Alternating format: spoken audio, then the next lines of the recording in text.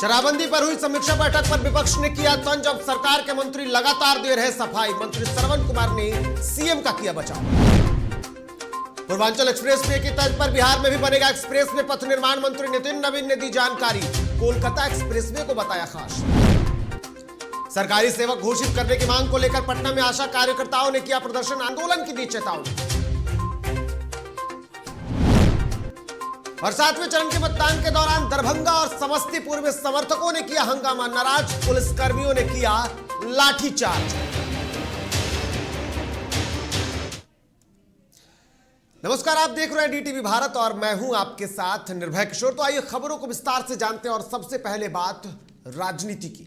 बिहार में शराबबंदी को लेकर मंगलवार को 7 घंटे तक हुई समीक्षा बैठक। और इस मैराथन बैठक के बाद विपक्ष और सत्ता पक्ष आमने सामने है।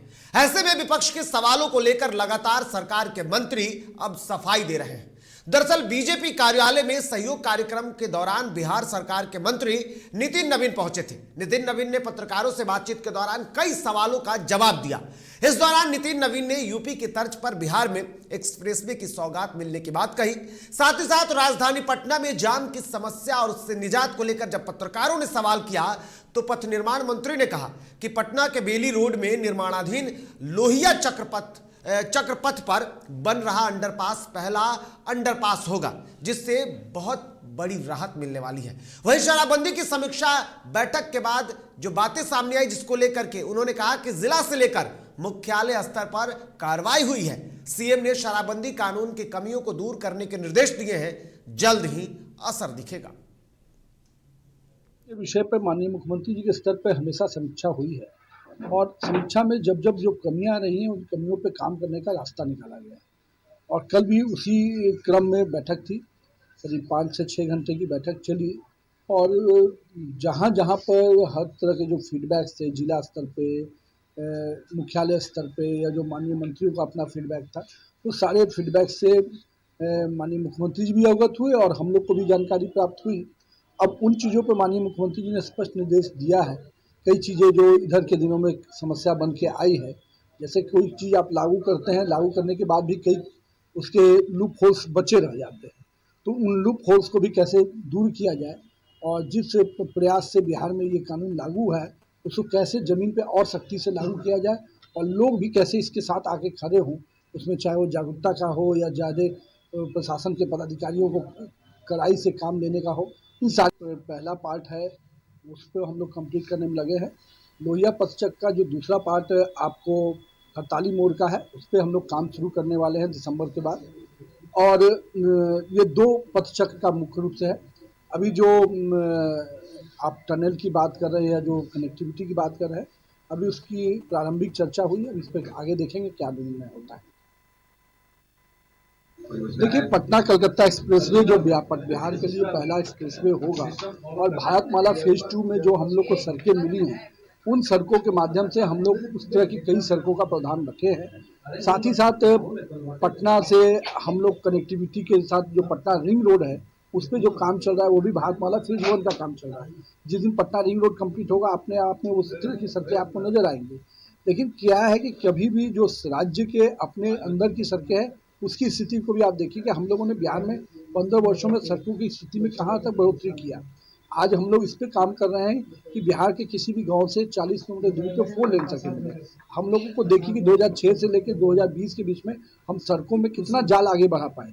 आज गंगा नदी पे अगर हमारे पास 1 दर्जन से अधिक पुल खड़ा हो रहे हैं तो ये अपने आप में बड़ी बात है कि उत्तर बिहार दक्षिण बिहार को कनेक्टिविटी करने की बात हम कर रहे हैं। इतना ही नहीं, राजनीति तो लगातार चल रही है, लेकिन बिहार सरकार के मंत्री नितिन नवीन ने नेता प्रतिपक्ष तेजस्वी यादव पर भी तंज कर दिया है। उन्होंने नेता प्रतिपक्ष तेजस्वी यादव से बड़ा सवाल किया है। तेजस्वी से पूछा कि वह जनता को बताएं चुनाव के बाद वह कहां भागते हैं। इसको लेकर तेजस्वी एक श्वेत पत्र जारी करे। साथ ही नितिन नवीन ने कांग्रेस पर भी हमला बोला है। उन्होंने कहा कि कांग्रेस नेताओं को समीक्षा से कोई मतलब नहीं है, क्योंकि उनको समीक्षा शब्द का ज्ञान ही नहीं। योद्धा है, चुनाव के बाद कहाँ भागते हैं पता नहीं चलता है, तो वो अपने योद्धा को योद्धा बना के रखें।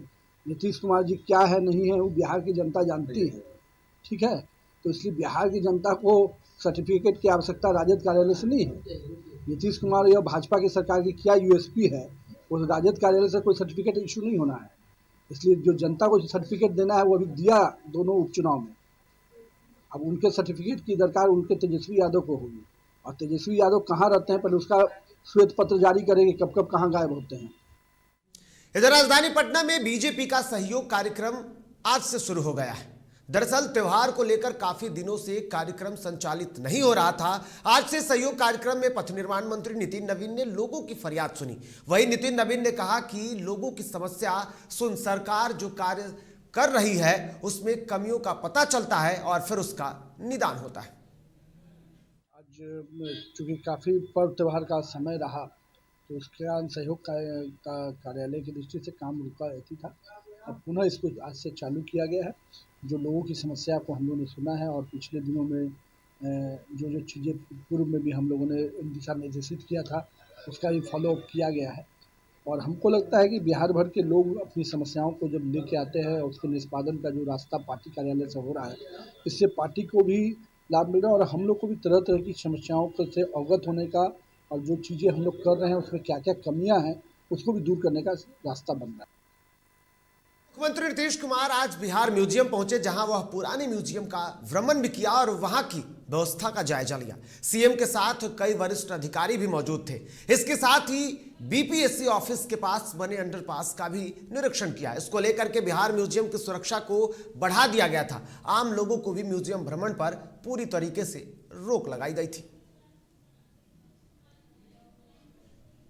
तो बिल्कुल आपको बता दूं कि म्यूजियम में व्यवस्थाओं को लेकर के लगातार बातें सामने आ रही थी, जानकारी दी गई थी और ऐसे में अब इसको लेकर के एक बार फिर से मुख्यमंत्री ने समीक्षा की है और क्या कुछ तस्वीरें रही बखूबी वो देखने वाली थी। और ऐसे में अब लोगों को भी इस सुरक्षा के तहत, क्योंकि मुख्यमंत्री को जाना था और ऐसे में यहाँ पर सुरक्षा चाक चौबंद तेज कर दी गई थी, जिसको लेकर के आज लोगों को जाने से पूरी तरीके से मनाही थी। मुख्यमंत्री ने यहाँ दौरा किया और उसके बाद पूरी स्थितियों पर बेहतर तरीके से समझा और स्थितियों में जो कमी होगी उसका जल्द से जल्द सुधार किया जाएगा।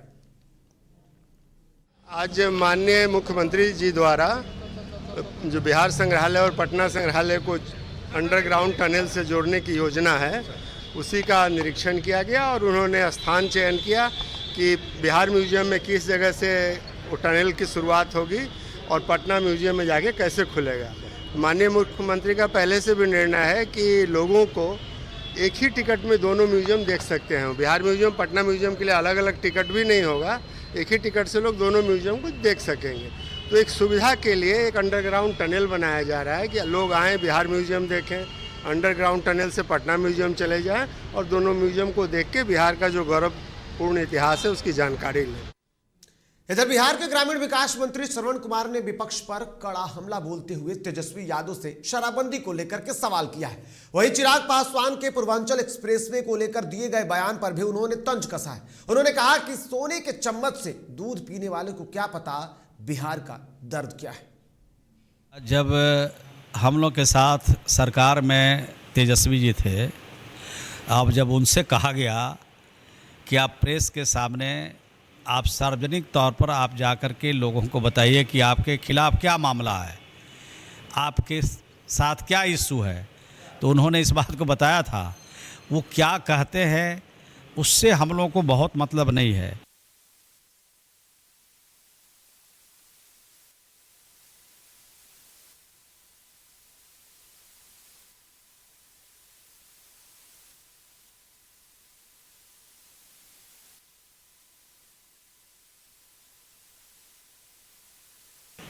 हर गांव स्मार्ट अब बन गया, तो वो स्मार्ट गांव पूछिए उनसे कि आज से 20 साल पहले वो देखे थे तो उनको क्या मालूम है।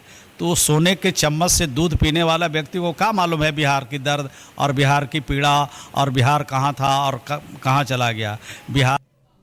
इधर चारा घोटाला मामले में आरजेडी अध्यक्ष लालू प्रसाद यादव की मुश्किलें बढ़ सकती हैं। दरअसल पटना सिविल कोर्ट के स्पेशल जज प्रजेश कुमार की अदालत ने उन्हें 23 नवंबर को अदालत में उपस्थित होने के आदेश दिया है। स्वास्थ्य कारणों से उनके वकील पेशी में छूट चाहते थे। भागलपुर के बांका जिला के उप कोषागार से फर्जी विपत्र के सहारे 46 लाख रुपए की अवैध निकासी का यह मामला है, जिसमें स्पेशल जज ने आरजेडी अध्यक्ष लालू प्रसाद यादव समेत 28 आरोपियों को अदालत में पेशी होने को कहा है।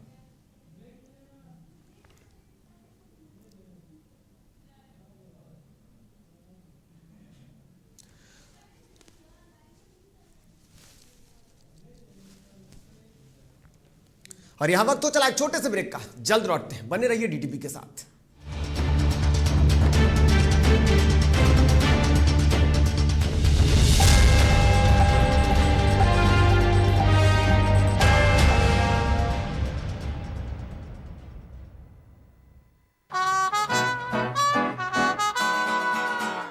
बार बार देखो, हजार बार देखो, ये देखने की चीज है, हमारा दिलरुबा ताली हो, ताली हो। This is my favorite. I like the way I look. I like this. Your wall looks amazing in this one. The wall. Yeah.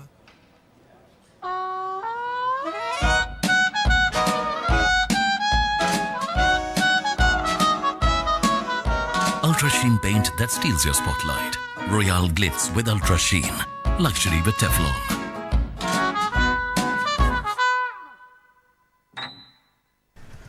दादी, इतने सारे पापड़ बन गए, क्या करे? कच्चा पापड़, पक्का पापड़, एक्स्ट्रा पापड़, इंस्टा पापड़, टक्कर दादी की छत का पापड़ विद ऑनलाइन प्रेजेंस बन गया धाकड़। फोन पे करके ऑर्डर ही ऑर्डर, सब वाह हो गए इसको खाकर। कच्चा पापड़, पक्का पापड़, चंडीगढ़ टू चेन्नई बढ़िया सापड़। कच्चा पापड़, पक्का पापड़, एक्स्ट्रा पापड़, इंस्टा पापड़। बिजनेस बढ़ाओ इंडिया के फास्टेस्ट 4G के साथ। स्पीड से बढ़ो विद वी गिगा नेट। और ये रहा आपका बर्थडे गिफ्ट। पापा, बेटा ये कैसा है? ये दुनिया क्यों न समझे, मेरी दुनिया बदल गई।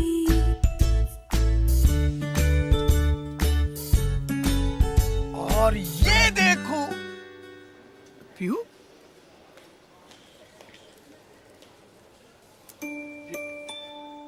पीहू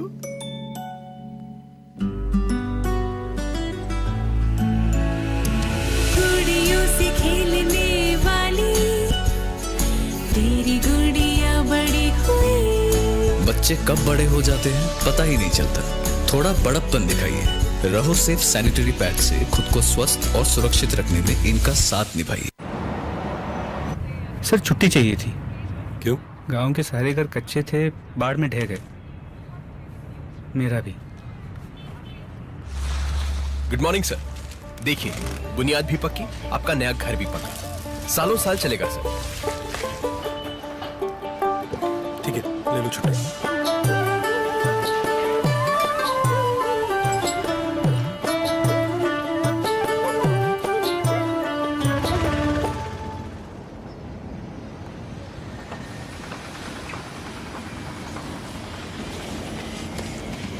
लो, हो गया घर पक्का।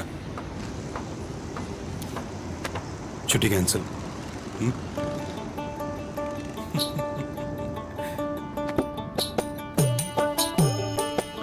सच्ची खुशी वही होती है जिसकी बुनियाद दूसरों की खुशी में हो।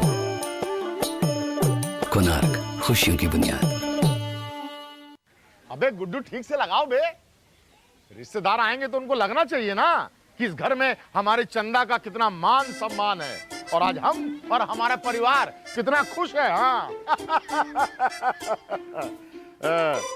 हम तो आपको बताने ही भूल गए, हमारी चंदा इतने सालों बाद गाभन हुई है। हाँ और पहले जो दो आए ना तो स्वस्थ और तंदुरुस्त कैसे रहेगी। भला हो मधुसूदन गोल्ड पशु आहार का, जिसके देने से हमारी चंदा गाभन हुई और उसको एक रिष्ट पुष्ट बच्चा हुआ। हाँ अगर आप भी अपने पशुओं से करते हैं प्यार तो उन्हें दीजिए सिर्फ और सिर्फ मधुसूदन गोल्ड पशु आहार। भाग खुल जाएंगे।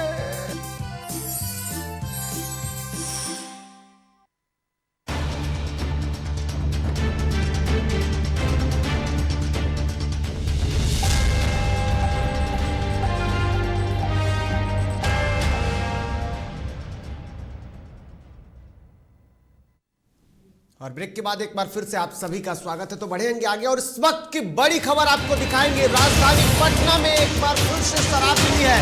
तो सीएम की समीक्षा बैठक के बाद फिर से राजधानी पटना में शराब मिली है, वो भी सीएम आवास से महज कुछ ही दूरी पर शराब मिला। और शराब मिलने से अब फिर से हड़कंप मच गया। तो दूसरी तरफ सवालों के घेरे में हड़ताली मोड़ से भारी मात्रा में शराब बरामद हुई है। तो इस वक्त की बड़ी खबर आ रही है। चेकिंग के दौरान ट्रैफिक पुलिस ने रंगे हाथ कारोबारी को पकड़ा। इस वक्त की बड़ी खबर आपके सामने है। शराब बरामदगी के बाद अब फिर कार्रवाई होगी। सबसे बड़ा सवाल है और सवाल यह है कि आखिर में कार्रवाई होगी तो किस पर कार्रवाई होगी। सीएम की समीक्षा बैठक के महज कुछ ही देर के बाद, कुछ ही घंटों के बाद बिहार के राजधानी में शराब मिल गई है और वो भी सीएम आवास से महज कुछ ही दूरी पर। ये तस्वीरें देख सकते हैं कि किस तरीके से जब शराब मिली तो अब सबसे बड़ा सवाल उठता है कि आखिर कार्रवाई किस पर होगी। क्या जो कार्रवाई की बातें कही गई है, जिस थाने क्षेत्र में अगर शराब मिले हैं, क्या उस पूरे थाने को बर्खास्त किया जाएगा? सीएम की सख्ती का कितना दिखेगा असर और सख्ती का क्या नजारा होगा, यह भी देखना होगा। लेकिन इस वक्त की बड़ी खबर, सीएम की समीक्षा बैठक के महज कुछ ही घंटों के बाद राजधानी पटना में बड़ी मात्रा में शराब मिली है, वो भी सीएम आवास से महज कुछ ही दूरी पर शराब मिला। और शराब मिलने के बाद अब स्थितियां देख लीजिए ये किस तरीके से कार्रवाई हुई। हड़ताली मोड़ के पास जांच के दौरान ये तस्वीरें दिखी, एक्सक्लूसिव तस्वीरें आपके सामने। सीएम आवास से महज कुछ ही दूरी पर शराब मिल गई। ये तस्वीरें समीक्षा बैठक के महज कुछ ही देर के बाद राजधानी क्षेत्र में शराब मिल जाना और उसके बाद क्या सख्ती दिखेगी। क्या जिस तरीके से 7 घंटे तक मैराथन दौड़ हुई, मैराथन बैठक हुई और उस बैठक के बाद अब बिहार में, वो भी राजधानी में, सीएम आवास से महज कुछ ही दूरी पर शराब मिली है। हमारे साथ हमारे सहयोगी निषेध जुड़े हुए हैं। निषेध, क्या लगता है सख्ती दिखेगी? पहली तस्वीरें आ गई हैं, वो भी राजधानी पटना से महज कुछ ही दूरी पर सीएम आवास के। बिल्कुल निर्भय, देखिए मुख्यमंत्री आवास से महज कुछ ही दूरी पर शराब की बड़ी खेप बरामद की गई है। बिल्कुल पुलिस ने चेकिंग के दौरान भारी मात्रा में जो शराब है बरामद किया है। और हड़ताली मोड़, राजधानी पटना का हड़ताली मोड़ है, वहाँ बिल्कुल बहुत ही पॉश इलाका है। बिल्कुल हमेशा वहाँ पे देखा जाता है, पॉश इलाका भी है काफी, और वहाँ पे प्रशासन की हमेशा कैद रहती है। और वहीं पे ट्रैफिक पुलिस ने चेकिंग के वक्त ठेले पे एक व्यक्ति लेके जा रहा था शराब और भारी मात्रा में बरामद किया है। और मुख्यमंत्री ने कल ही समीक्षा बैठक की थी शराबबंदी को लेकर के, उसके ठीक बाद जो ये एक्शन दिखा है, ये कार्रवाई दिखी है, ये कहीं ना कहीं काबिल तारीफ तो है। लेकिन ये कार्रवाई कब तक करती है प्रशासन, कब तक ऐसे शराब बरामद की जाती है? क्योंकि लगातार अवैध शराब के जो कारोबारी हैं वो अपने धंधे को चला रहे हैं। लेकिन निषेध, आपने जिस तरीके से खबर को देखा है, खबर को किया है बखूबी, वहां के जो आला अधिकारी थे या जो तस्वीरों में दिख रहे हैं, जो पुलिसकर्मी तस्वीरों में दिख रहे हैं, क्या इन्होंने कुछ कहा है? कार्रवाई किस पर होगी? जांच का जो तरीका होगा अब कौन सा होगा? क्योंकि 7 घंटे तक जो बैठक हुई उसमें बड़े सख्त निर्देश दिए गए हैं। बिल्कुल, देखिए जो अधिकारी मौके पर पहुंचे हुए थे, जो ट्रैफिक पुलिस के कर्मी थे, उनका कहना था, उन्होंने उस वक्त उनको पकड़ा और जो आला अधिकारी थे उनको इस बात की सूचना दी गई और उनके अधिकारियों ने उस व्यक्ति को हिरासत में ले लिया है। लेकिन उन सब के बीच जिस व्यक्ति की गिरफ्तारी हुई है, जिसको शराब के साथ रंगे हाथ पकड़ा है, उसका जो बयान है वो काफी अजीबोगरीब है। वो व्यक्ति ने साफ तौर पे कहा है कि शराब का कारोबारी था, जिसकी गिरफ्तारी हुई है, उसने कहा है कि उसके ऊपर परिवार की जिम्मेदारी है, भूख से उसका परिवार मर न जाए इसलिए वो काम कर रहा है। तो आप इससे अंदाजा लगा सकते हैं कि जो शराब का कारोबार है वो बिहार में चलेगा। इस बयान से हम इस बात का अंदाजा लगाया जा सकता है शराब का कारोबार लगातार चल रहा है और चलेगा भी। और मुख्यमंत्री के लिए काफी चुनौतीपूर्ण रहने वाला है कि आखिर वो किस तरीके से कार्रवाई करते हैं, अपने प्रशासन को किस तरीके से कार्रवाई करने का निर्देश देते हैं। तो बिल्कुल जिस तरीके की तस्वीरें दिखी है, ऐसे में समीक्षा बैठक, वो भी 7 घंटे तक चली समीक्षा बैठक, और समीक्षा बैठक के महज कुछ ही घंटे के बाद राजधानी पटना में शराब मिली है और अब पुलिस इस पर कार्रवाई करेगी। लेकिन आरोपी ने क्या कुछ कहा, आइए आपको भी सुनाते हैं। आरोपी ने जो बयान दिया है, हमारे सहयोगी निषेध ने कहा कि आरोपी का बयान अजीबोगरीब था। क्या कुछ बयान था, आपको वो सुनाते हैं। हम आए हैं तो कहीं दूर से लेके, लेकिन हमको अपने घर पर ही जो हो रहा है, कमाए के फिर में कोई नहीं मरता है, मरता क्या नहीं करता। तो कहाँ से लेकर आ रहे हो, ये कहाँ बनता है, ये कहाँ? चुराई चाय कहाँ, पटना में? हाँ, अच्छा, तो कितना मिलता है तुमको? सब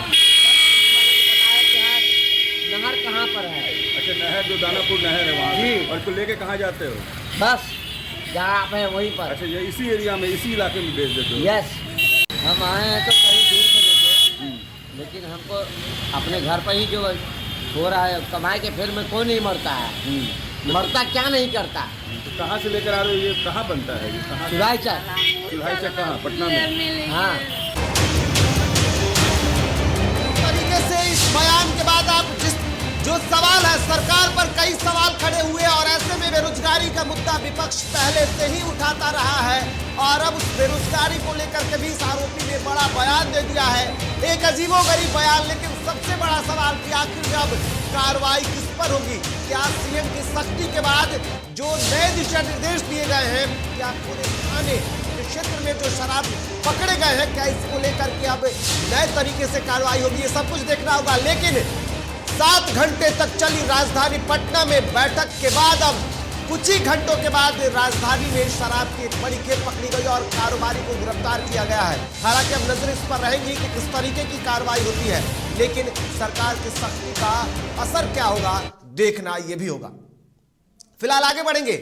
राजधानी पटना के बुद्धा स्मृति पार्क के पास आशा कार्यकर्ताओं ने धरना देकर सरकार से मांग की और आशा कार्यकर्ताओं को सरकारी सेवक घोषित किया जाए, इसकी मांग की। साथ ही साथ उन्होंने कहा कि 18,000 मासिक वेतन दिया जाए। इसके साथ ही उन लोगों ने यह चेतावनी भी दी कि यदि सरकार उनकी मांग को पूरा नहीं करती है तो लोग अनिश्चितकालीन हड़ताल करेंगे, आंदोलन करेंगे।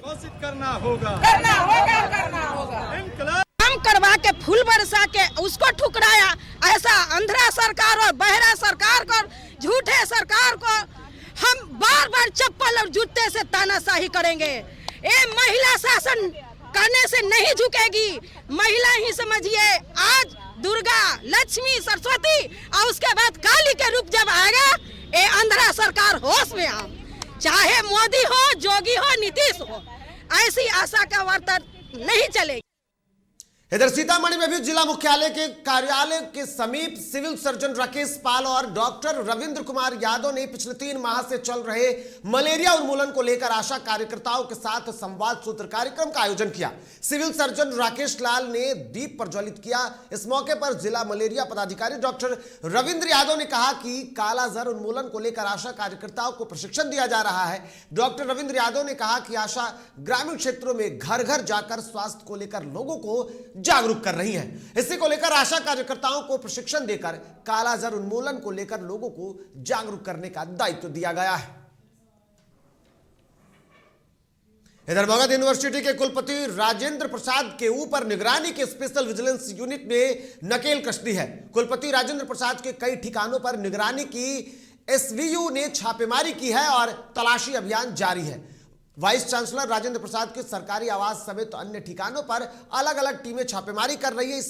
इससे पहले स्पेशल विजिलेंस कोर्ट ने कुलपति के खिलाफ सर्च वारंट जारी किया था। निगरानी ने मगध यूनिवर्सिटी के वाइस चांसलर राजेंद्र प्रसाद सिंह के साथ साथ उनके निजी सचिव सुबोध कुमार और एक प्रिंटिंग वेंचर के मालिक और वीर कुंवर सिंह यूनिवर्सिटी के फाइनेंशियल ऑफिसर ओम प्रकाश सिंह के खिलाफ भी मामला दर्ज किया है। विजिलेंस की तरफ से जो केस किया गया है उसमें उन लोगों पर कई आरोप है और अब उनके ठिकानों पर छापेमारी चल रही है।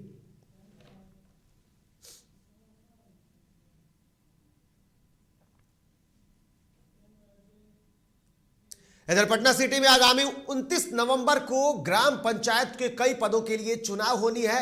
उसी कड़ी में रेखा देवी डुमरी पंचायत के पंचायत समिति पद के लिए दावेदारी ठोक रही हैं। वर्तमान समय में वह फतुहा प्रखंड के प्रमुख पद पर आसीन हैं। उन्होंने जनता के बीच जाकर जनसंपर्क किया और लोगों से अपने हक में मतदान करने की अपील की और फिर से प्रमुख बनाने की अपील करती नजर आई।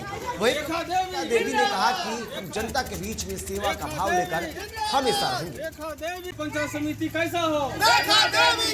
मैं मकसद लेकर यही उतरी हूँ कि मैं पहली बार पंचायत समिति चुनाव जीत कर आई तो मैं प्रमुख पद पर सम्मानित हुई और मैं मेरे जनता लोग हैं, पूछिए, मैंने बहुत सा विकास के काम किया अपने गांव में, जैसे पक्की रोड बनवाई, शौचालय का काम किया, नल जल का काम किया, नली गली का काम किया और मेरे जनता लोग पक्की सड़क का काम किया। और इस बार मैं यही मुद्दा लेकर आई हूँ कि अब मैं अपने पूरे पंचायत को मैं शिक्षित करना चाहती। इधर गया में एक युवक की गला रेतकर हत्या करने का मामला सामने आया है। घटना गया शहर के विष्णुपद थाना क्षेत्र के सेवा दल मोहल्ले की है। मृतक की पहचान 26 साल के सोनू कुमार गुप्ता के रूप में हुई है। घटना को लेकर परिजनों के बीच कोहराम मचा हुआ है। वहीं सूचना पर पहुंचे सिटी डीएसपी पीके साहू ने छानबीन करते हुए शव को अपने कब्जे में लेकर पोस्टमार्टम के लिए अस्पताल भेज दिया। कल रात में इसके साथ घूम रहा था, 9:30 बजे लेकर गया मोमो सेवा दल बिक्कू भैया की दुकान पे से। वहाँ से ले जाके मोमो खाया था इसके घर पे, मंगल धोबी के घर पे। वहाँ से फिर इसको फ़ोन आया, जल्दबाजी में मोमो वहाँ से लिया और इसको गला को एकदम नया चाकू से बकरी की तरह रेत दिया। प्रशासन को मोबाइल बज रहा है, प्रशासन को रात में पैर पड़ लिए हैं, प्रशासन अभी तक मोबाइल ढूंढ के नहीं दिया। Last call. इधर झारखंड के सरायकेला में झामुमो जिलाध्यक्ष के नेतृत्व में टाटा स्टील लॉन्ग प्रोडक्ट और टीजीएस का गेट सुबह 6 बजे से जाम कर दिया गया। बता दें कि Jhamumo Tata Cummins private limited द्वारा कार्यालय जमशेदपुर से महाराष्ट्र के पुणे में स्थानांतरित करने के प्रस्ताव सहित टाटा समूह द्वारा झारखंड के हितों की उपेक्षा का विरोध किया जा रहा था। यह गेट जाम कल 11 बजे तक रहेगा। खरसावां विधायक दशरथ गगराई सभी नेता और सैकड़ों कार्यकर्ताओं के साथ सुबह से ही गेट पर तंबू डालकर बैठ गए और किसी को भी कंपनी के अंदर और बाहर आने जाने से अनुमति नहीं दी जा रही है। विस्थापितों और प्रभावितों को आज झारखंड मुक्ति मोर्चा यहाँ सपोर्ट कर रही है और झारखंड मुक्ति मोर्चा के नेतृत्व में ही आज यहाँ एक दिवसीय बंदी का कार्यक्रम रखा गया है। इसका एकमात्र उद्देश्य है कि टाटा स्टील ने यहाँ के आदिवासियों को और मूलवासियों को छलने का काम किया। जब इन्होंने यहाँ जमीन लिया उस समय ये आइडा का मार्फत किया। आइडा से इन्होंने एग्रीमेंट कराया और यहाँ के आदिवासी मूलवासियों को जमीन उससे लिया। यही एग्रीमेंट हुआ था कि यहाँ पर हम पीढ़ी दर पीढ़ी नौकरी देंगे। लेकिन आज स्थिति ये भयानक स्थिति हो गई है। जिस समय एग्रीमेंट हुआ 2 एकड़ पे 1 नौकरी दिया गया। वो नौकरी करने वाले तो मर गए, उनके जो आश्रित हैं, जो उनके पुश्तैनी लोग, उनको आज तक टाटा स्टील ने नौकरी देने का काम नहीं किया। यहाँ तक कि हम गेट के अंदर नहीं जा सकते हैं, यहाँ पर ठेकेदारी में काम नहीं मिलता है। ये स्थिति हमारी है। तो खबरों के सफर में फिलहाल इतना ही। ताजा तरीन खबरों के लिए आप देखते रहिए DTV भारत। फिलहाल मुझे और मेरी सहयोगी टीम को दीजिए इजाजत। नमस्कार।